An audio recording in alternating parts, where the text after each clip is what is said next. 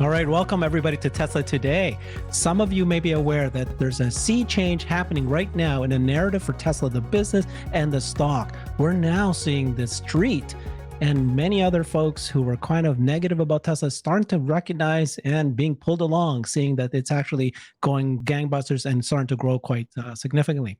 So we've got Randy Kirk here with us. I love having him on because he gives me kind of a good overview of what's happening with both the economy as well as this concept of the narrative change. And he's called it right a few times now, and it looks like that he's called it again right now. So one of the things that people were saying is that when Elon was on the earnings call, some of my folks and friends said that we didn't want him there, but actually his discussion and prediction of the future of what's going to happen to Tesla, it does end up. And so I think that's what we're seeing now. In the next month, we're starting to see people realize that everything that Tesla's or Elon is saying is going to come true. What do you think, Randy? Yeah, so there's always been this issue with Elon, coming on and talking in broad generalities and talking about even being super honest about where the economy is or where the stock might where the numbers might be lower, he said this time. And the stock goes down now. Most of that stock decrease on Thursday had nothing to do with Tesla. It was the overall market and the reset on the NASDAQ, whatnot. But it would have been down anyway. It would have been down 10 or 11 points on Thursday, but all of a sudden it pops back up. And it does this every time. And I submit that the reason is it takes a couple of days for the average investor out there, or even the non-average investor, to get what Elon said, to see people like you and me talk about what was said and why it was important. And those broad ideas about where we're headed in the future, this is what Elon is all about. This is his greatest gift, is vision casting. And that's what he did last Thursday. He vision casted and said, this is where we're going in the future. And now they're getting it today. And the stock disconnected again from the NASDAQ, disconnected from the S&P, and went on its own ride up 3.5 points. And I think we'll see a continuation of this in the days and weeks ahead. Yeah. So one of the things you were just telling me was that you see a number of factors that are changing all in a row, all coming together at the same time. So why don't you give me that list of things that are completely changing in terms of the views of different people or even just the metrics that Tesla's hitting? Yeah, so I've maintained for a long time, starting months and months ago, that the Tesla can only go so far unless the market also goes too. You've got to have both. If the market is still risk off, if the market is still just inching along, going up in a nice first leg of the bull, you're going to get some advance by Tesla. But in order to get back to, we talked about this in the green room before we started today, Tesla in November should be at 820 if the market is strong. Why? Because the last time when the market was strong on November 3rd of 2021, and Tesla was strong and the narrative was strong, the stock was at 410. Well, in November, Tesla's earnings will be double and Tesla's sales will be double, and they will have added Optimus as an entire new subject matter, and now licensing as a new subject matter that didn't even exist back then. So technically, theoretically, Tesla should be double at 820 just based on the fundamentals alone if the stock market was in the same attitude or same thinking as it was back then. So what I'm seeing right now is a shift in the attitude in the general market about the economy. I think that the market is looking past interest rates. They're looking past the inflation issue. They're beginning to look at the economy as a whole. And what they're seeing is a nice, soft continuation, maybe 1%, 1.5%, 2% GDP increase. Not a lot of craziness on the upside and nothing on the downside. And that is going to work out really, really well. They're seeing that maybe auto sales will start increasing because the fleet is so old. And these are things that we don't have to tell them. They can see it themselves. We don't have to, it's not like the Tesla stuff where we have to beat them to death to get them to see it. No, they've got those stats in front of them. And I think the institutional investor is saying, no, time for the second leg. Time for the money market funds, the $5.2 trillion all-time record by a lot of money that's sitting on the sidelines to start coming back in and start boistering up some of the beaten down stocks. Definitely going to go more into the tech stocks. And Tesla, I think, will be the big winner from a lot of that cash that's going to come in from the sidelines. Right. And then you were saying earlier that you're now seeing the street recognizing Tesla's continued deliveries in production, their earnings, their execution. And I have been hearing more and more, these his CNBC broadcasters talking about Tesla as an AI company, Tesla as an energy company. So they're now saying these words. That's one of the reasons why I actually love it when Elon is on these earnings calls.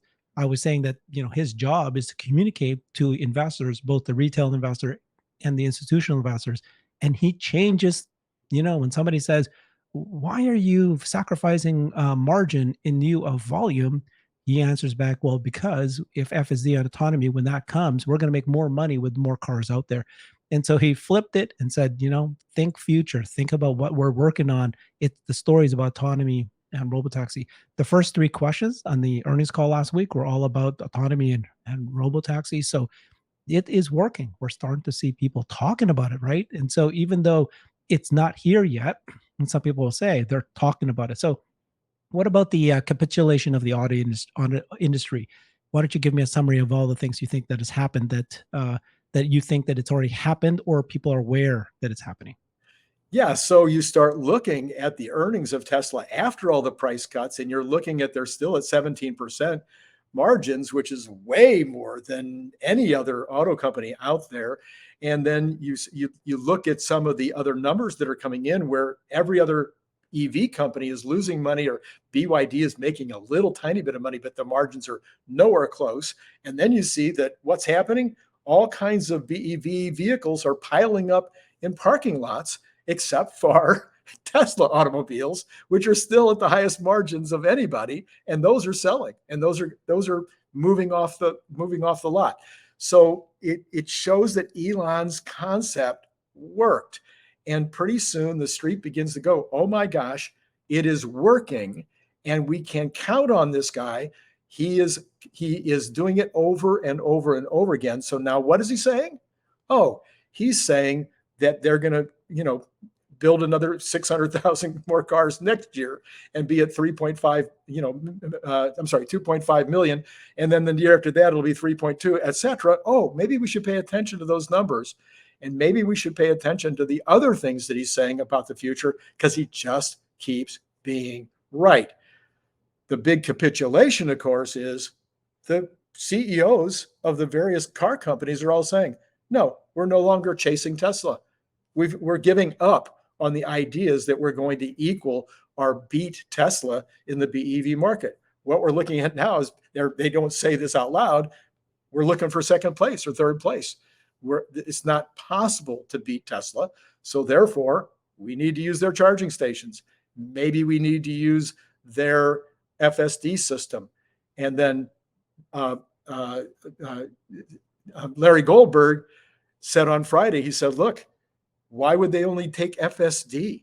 Why wouldn't Ford be looking at taking the entire operating system, eliminating 160 vendors, and use the software package from Tesla in its entirety, which would be cheaper, less vendors, and better? Why wouldn't they do that? So that kind of stuff is brand new. And I think that's going to be considered by a lot of companies out there that are not even be able to do over-the-air update after years and years of trying, not working, that their software systems are not anywhere close to equaling Tesla. This capitulation is a whole nother level compared to what we've seen so far. Yeah, it's interesting to hear that.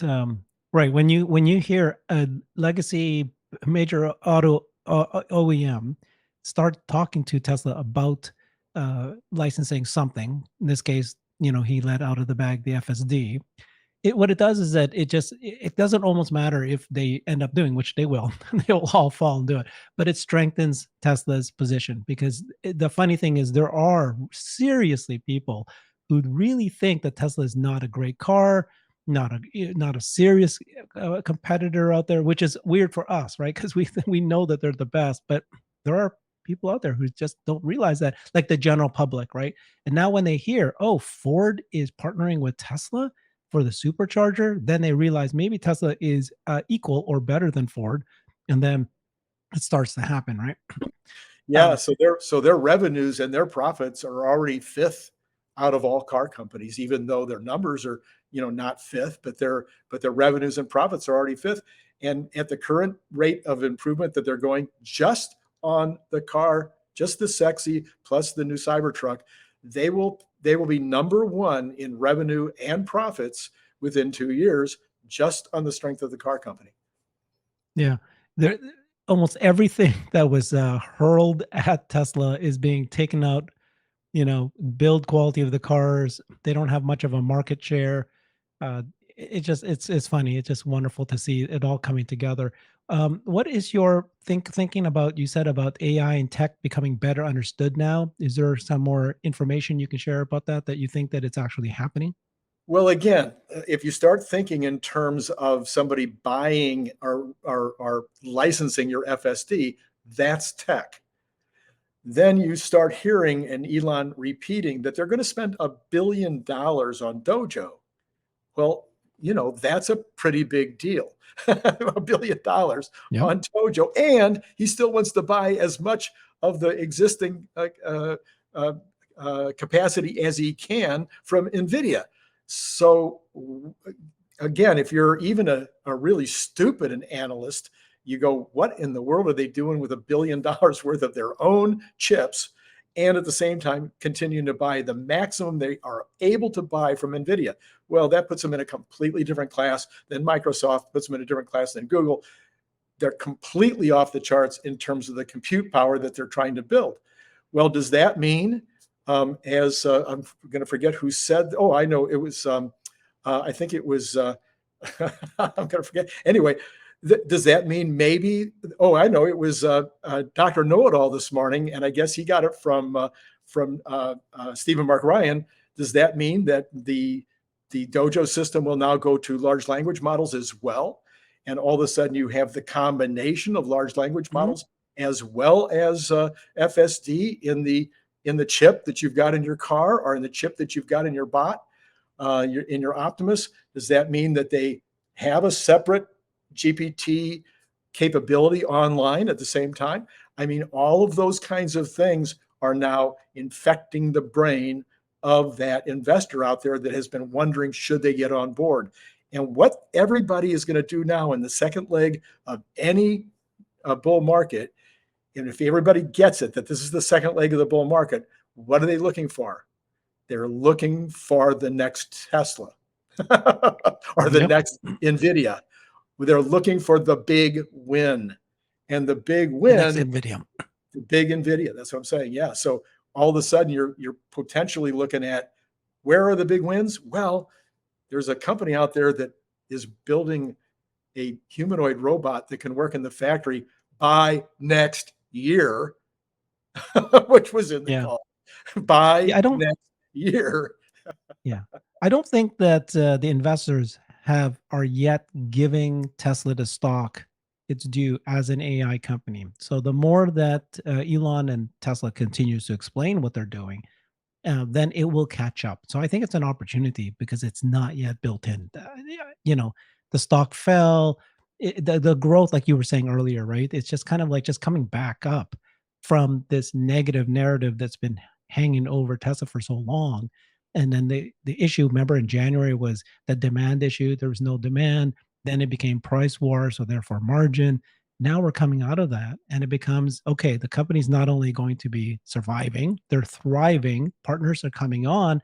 And now, this AI narrative, just if Elon continues, and he will continues to communicate, and that will change the narrative. People are looking for the next Nvidia, then they'll recognize Tesla could be that next Nvidia.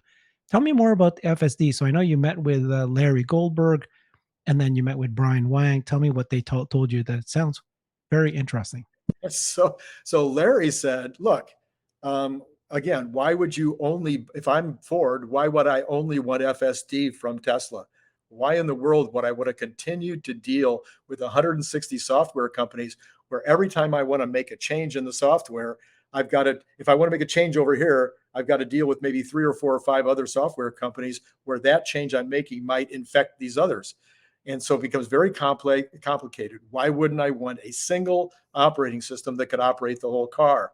Well, now all of a sudden, why wouldn't BYD want the same thing? He's buddies with Elon. Why wouldn't he go, oh my gosh, I could just put, you know, uh, Tesla inside, you know, and the stock market remembers, you know, what that means, what Tesla inside would mean. And so that licensing is possible with Volvo. It could across the board. Any one of these companies could skip years of research and development, years of bringing in hundreds of vendors to try to figure it out and get one vendor who's already solved it. It'll probably be cheaper, easier, the whole 9 yards. So then that was Larry's analysis. Yeah. Let me just clarify what he meant there. So it's not just licensing FSD, which could be autopilot, and it could be AEB, it could be full self-driving.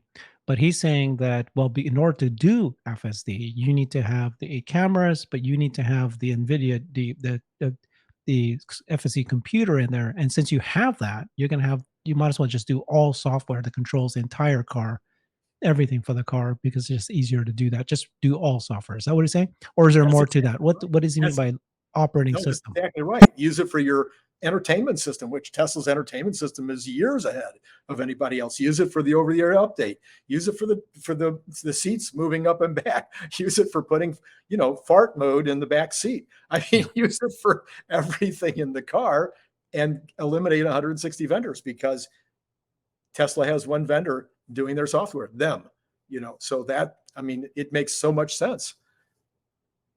Okay. I'll interview Larry Goldberg, and I'll probably bring in somebody else as well to just really break that apart, because I'm very curious, you know, the details of how that might work. But I also understand, like, just another thing I thought of was the NHTSA had a new statement that they had approved, that they were on the process of making a law, that they needed all cars to be able to have advanced AEB, automatic emergency braking. And apparently it was supposed to be advanced. So not just the front and rear. So I know a lot of people go, oh, that's already exists. Mercedes has that and others has that, a warning when you're about to hit something in the front. But it needs to be something that even cross traffic would be able to recognize cross traffic. And there was other things about how it's supposed to be much more, this is the advanced version that they want. And so no one can do this except apparently Tesla. And Tesla just demoed their ability to do automatic braking with cross traffic. And so even just that one feature could already be licensed by many companies. So that's one AEB. Then there's autopilot, which they can do already, right? Many companies say that they have it, but theirs are it's always like, oh, it sounds great until you find out that it's only for, like, you know, less than 35 miles per hour or something like that in the highway, very, very specific conditions. But then, yeah, there's a really big push here, most likely to just take over software, because these legacy OEMs do not have software experience, and they tried and they failed. Volkswagen, Ford both publicly announced that the failure that they've been having with these massive approaches, right? Yeah, so I'd love to dive deep into that. And then, so tell me about Brian Wang. He was talking about retrofitting all cars and trucks with FSD, not just EVs. Yeah, so he says, look, Comma's already doing this. I mean, Comma, I think I don't know how many cameras they have. I think it might only be 2 or 4 cameras. They're throwing a couple of cameras on, hooking it up to the automatic transmission, the automatic power steering, and the automatic acceleration and brake. Boom, boom, boom. I think sometimes you can even do it as a garage mechanic. You could do it at home. And this system already gives you some level of this automatic driving. Well, Tesla, of course, by comparison, is completely on another planet with 8 cameras, etc. Well, there's no reason. And Brian, by the way, wants it to start with trucks. He says, let's start with existing diesel trucks, gas trucks, whatever they are, the existing fleet. And let's go out there and we'll pick up, you know, some of the Daimler or, you know, some of these other major truck companies on the trucks that are already on the road. Design a camera system that'll work on those trucks, put in the chip, and all of a sudden those trucks now have full self-driving from the day the day that full self-driving is available, and also the lower levels if you wish, but full self-driving is the key, of course, to getting rid of the drivers. But anyway, but also dramatically improving the safety of the truck when there is a driver. And so I've had a little bit of a clap back from some of my YouTube visitors who've said in the comments, well, no, but Elon wouldn't want to do that because it would slow up the transition to going to electric. And I'm like, no, because we can't make enough cars. There's just no way we're going to make enough cars. So there's not going to slow that up. But B, Elon has stated over and over again, it is unethical not to do FSD when FSD works. Absolutely unethical. So therefore, it would be unethical for Tesla if they could not to provide retrofits for the existing fleet when that opportunity presents itself. So if you can save lives, you save lives. And I think that's how Elon thinks. Yeah, interesting. I'd have to dig through a little bit more about how I think about that, but I do think I'm leaning towards that Tesla would do this, that they would license these cameras and autopilot and FSD to non-electric vehicle cars because of safety, right? Safety's, like you just said, that's a moral issue. You'd probably want to do that. And two, at the end of the day, if you have FSD plus EV, you have such a compelling business model where it's just so much cheaper that FSD plus a nice car, they're not going to compete in robo-taxi because it's cost prohibitive for the gas itself. So it'll be interesting. Yeah, that'll be interesting to see. But I think they will do that. The other thing that I realize is I think Tesla's the only one that has an in-cabin camera that's looking at the person driving. Even that could be licensed right now, because it's like if one of the things that's risen is like the number of deaths has fallen for decades, and then it started rising again because of people using cell phones in their cars. But if you have the camera just basically saying, warning you as soon as you even look away, that would be a fantastic feature that I think NHTSA should, force all car manufacturers to do. Tesla has that. They can easily implement it and license it out there. What's your position? Do you think that Elon would do this, that they would go ahead and do what Brian is saying? Oh, I absolutely think so. I mean, again, you're talking about a massive number of the TAM would, be 2 billion vehicles or something. So you're talking about something that, even being able to ramp up on the chips to be able to meet that TAM is pretty huge. But I think that, again, if I think like Elon has thought in the past, it would be unethical not to do it if the capability exists. Now, Kama has found, of course, he doesn't want to do every little car company that only makes 500 cars a year, but you start with the very biggest truck companies in terms of units, and then you start doing Corollas, and then you come on down the list in terms of the ones that have the most volume, and you start outfitting them as fast as you can. I obviously it would be a massive business, a huge profit center. So there's benefits. It's all profit. It'll be all profit. But because let's walk this through, because now that I think about it, I can see some issues. So let's say that you are Ford, and let's say it is Ford that's actually in early discussions with Tesla right now for licensing FSD. Now Ford says to you, you are representing Tesla, Randy, and I am Ford. I say, well, Randy, okay, I love it. I'm going to go ahead and license FSD from you. Thank you. But in order to do that, I need you to offer me the FSD package to all my cars, including the brand new ICE vehicles that I have. Now, this is going to buy myself time as a business that I'm going to survive, because now my ICE cars, which I'm very profitable on, will now have FSD, and so I'm going to survive much longer. So that is the argument that some of your viewers were saying. What would you say? I would say that as you pointed out earlier, the electric car is so compelling as the price comes down, and it will continue to come down because the battery prices are going to come down and the car companies, it's going to come down. It's so compelling that nobody's going to want an ICE car anyway. We could take FSD off the table. If there was no FSD at all, when I was doing my analysis, when Tony Seba was doing his analysis, when Kathy Wood was doing her analysis, she wasn't counting FSD at all. all of us have been saying that by 2027, 2028, there's not going to be any ICE manufactured. And it had nothing to do with FSD. It had everything to do with how compelling the price and the performance and the fun and Mm, everything about the electric car is just so much better. And when it's much lower cost than an ICE car, why would anybody buy it? interesting. I'll have to noodle on this one a little bit more. I find myself bouncing back and forth. I was now on the no, he will never do this. Tesla will never do this because it just slows down the transition to electric vehicles, and then it becomes, but then it's full self driving, which is safety, and then it's a hard one to consider. But hey there, thank you for joining me. If you can, please consider supporting this channel so I can keep it going. It's a lot of work arranging all these amazing interviews. One of the easiest ways is just to click that join button and become a member of the channel. Thank you very much. Let's get brighter. Yeah. And then so what do you think is happening? I know you said that you have a new analysis for the rest of the year, Q3 and Q4 in 2023. Yeah, What's your prediction of what's going to happen? yeah. So I'm suggesting that in the third quarter, Elon said, look, we're not going to make as many cars in the third quarter.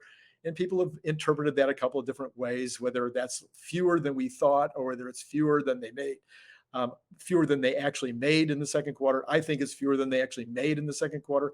And it could be higher, it could be lower, it could be a few thousand lower. But what's going to happen is in the second quarter, third quarter, I believe they will eat into inventory. So there's over 100,000 cars in inventory at the end of second quarter. That's probably going to drop down to around 65,000 cars in inventory at the end of the third quarter. So that gives them 35,000 additional cars to sell. So that's what I'm going to estimate, that they're going to come in right around 500,000 cars shipped in the third quarter. I'm going to say that the TAM, I'm sorry, not the TAM, the average selling price will be up a little bit, maybe at 1%, just 1% higher, because more Model Ys will be sold. Model 3s will be less because they're in the transition on that. So the Model Ys will be dramatically more, and that will raise the price automatically by at least 1%. And then the cost of goods sold will drop by at least 1%. So I'm just going to use 1%, be really super conservative. And overall, that'll give us maybe a 10-cent increase in the bottom line at the end of the third quarter. Now, then you get into the fourth quarter. Now you're going to make over 500,000 cars. You're going to sell way over 500,000 cars, and you're going to pick up another point on the ASP, on the average selling price. I'm just calling again 1% more, and then you're going to pick up you're going to drop another point on average cost of sales, and then you're going to add energy in both quarters will be up and up. So overall, I'm looking at maybe a 30-cent increase in the fourth quarter. So we could be we could be looking much higher by the end of the year at 40 cents compared to 40 cents higher compared to the second quarter. So I think that in what you just said about Q3, and a lot of people are saying this about the expectation that there's going to be a factory shutdown and there's going to be less production in Q3. It might actually be very overstated, and Tesla could actually surprise. So Yes. you might have seen this already, I'm sure, but this is a tweet from Alexandra Mertz from Tesla Boomer Mama. She sent this yesterday. She reread and she listened to the investors call, to the earnings call again.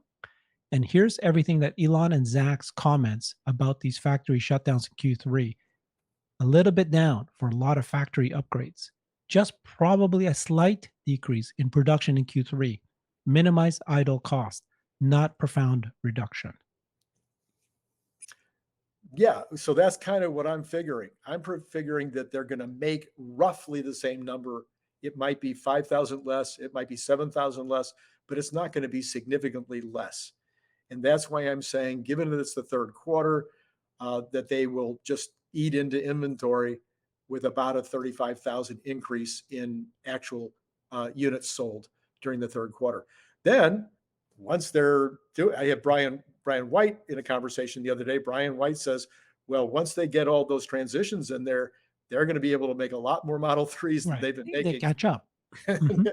so in Yeah. the fourth quarter, in the fourth quarter, they're going to make a lot of cars. They're going to make, Well, it actually depends on how many months this is required. If it's like 1 month, if it's then it's not an issue at all. They could right. catch up and it could be not only, back to where it was normally or even higher. Um, or it could be just a couple weeks too, right? So it depends on how long this is. But based on what they were saying, it's just a little bit down for a lot of factory upgrades, just a slight decrease. The other thing too is that remember when they said that we decided not to shut down the production lines in order to implement the new unbox model, we're going to build a whole new factory built from the ground up to address that. So these kinds of, upgrades, they want to do it as fast as possible, and they're going to be minor. So yeah, I think we might be overblowing what this is. But again, this is the optimism in us talking about it. So we'll see what Again, happens. I tried to be really conservative this time. Only a 1% increase in average selling price when you've got all those additional Model Ys. I think that's extremely conservative. Only dropping the cost of goods sold by 1% when you know that we've got lower cost of commodities, we've got lower cost of batteries, we've got all these change, all a continued ramp in both Austin and Berlin that will reduce the cost there. So only a 1% cost of goods drop each quarter. I think that's fair. And then a 1% increase in the average selling price each quarter. I think that's fair. So that gives you, but at the end of the fourth quarter, that gives you a 4% increase in your margin, and that 4% increase in the margin plus say 35,000 extra cars in third quarter and maybe 50,000 more cars than that in the fourth quarter, it turns into real money. Okay. Well, in the let's do a little bit of a report card on you, Randy, because you've called a lot of things correct, but there's a few things that you've missed on, right? I think you were pretty bullish on Tesla Semi. You were pretty bullish on the bot, as I was, and then but everything else seems to be still on track, correct? Or and what other things that were you wrong about, and what are the things that you were right about? Well, so first of all, the thing that I was the most right about, and everybody had a good time with it last week, is well over a month ago, I said we would run up to 300 by the third quarter earnings call, and we had 299.23 Nine. Yeah, or something. that's right. And all week I was talking about, yeah, we're going to get to 300. Yeah, we're going to get to 300. So everybody had a lot of fun with that. I don't count my miss on the bot. Let me tell you what I think about the bot. And I thought somebody had put a meme up or a statement up on Twitter the other day, and I'm paraphrasing. Well, the optimists had their analysis of the bot moved up 6 months from where they thought it was going to happen.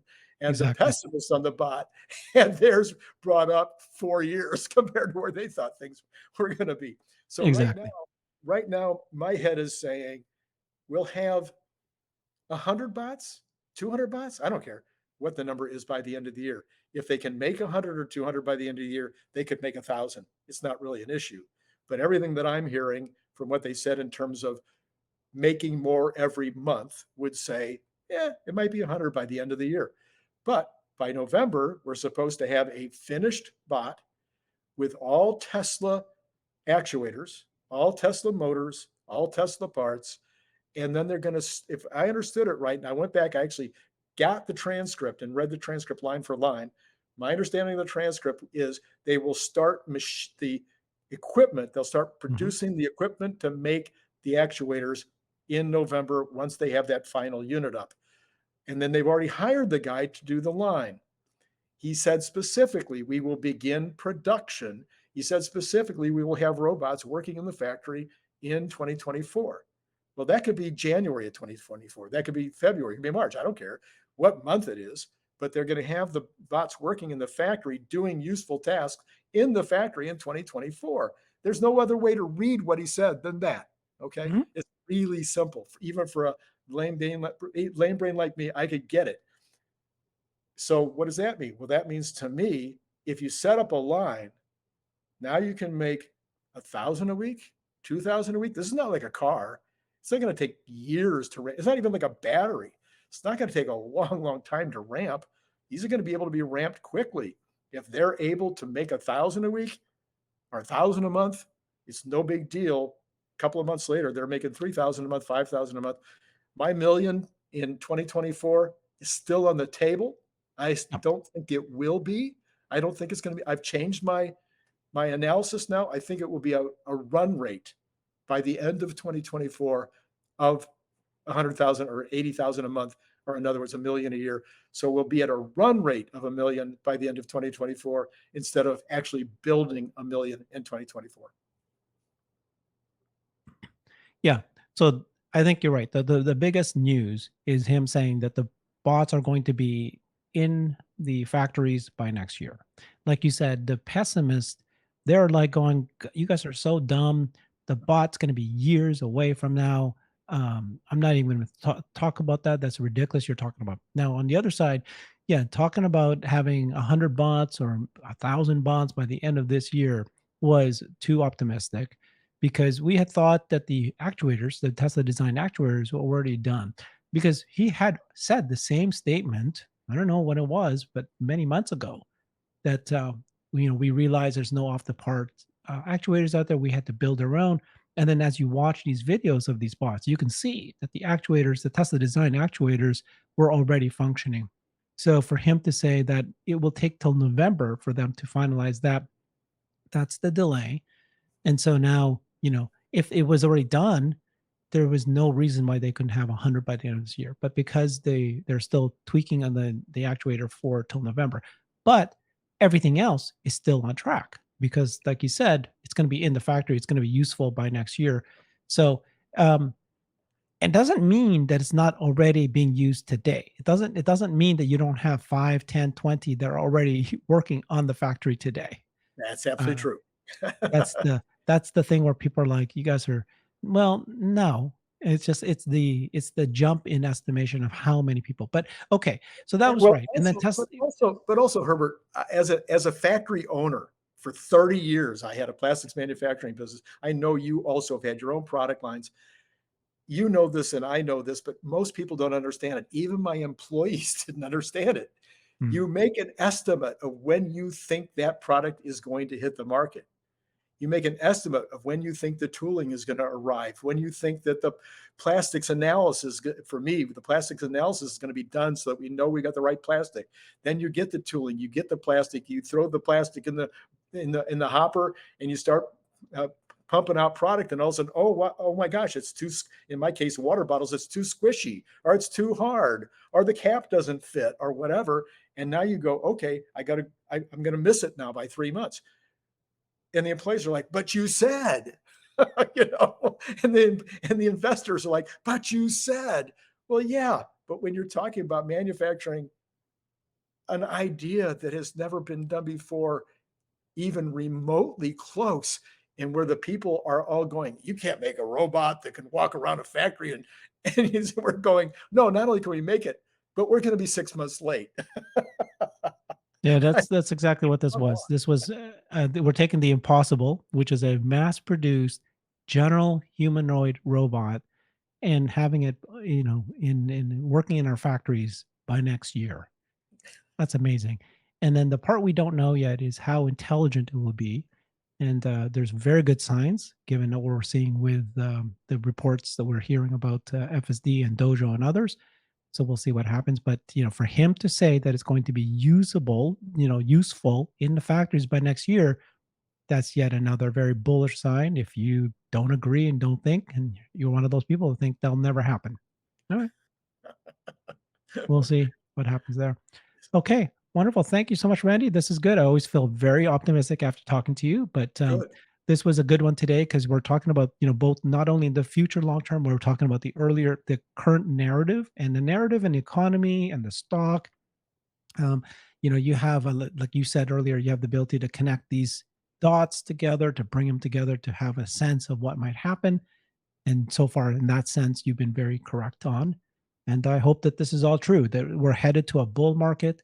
That seems to be the case. And most people are agreeing that that is the case today. So it's all looking great for Tesla right now. We'll cross our fingers. Thanks. Okay.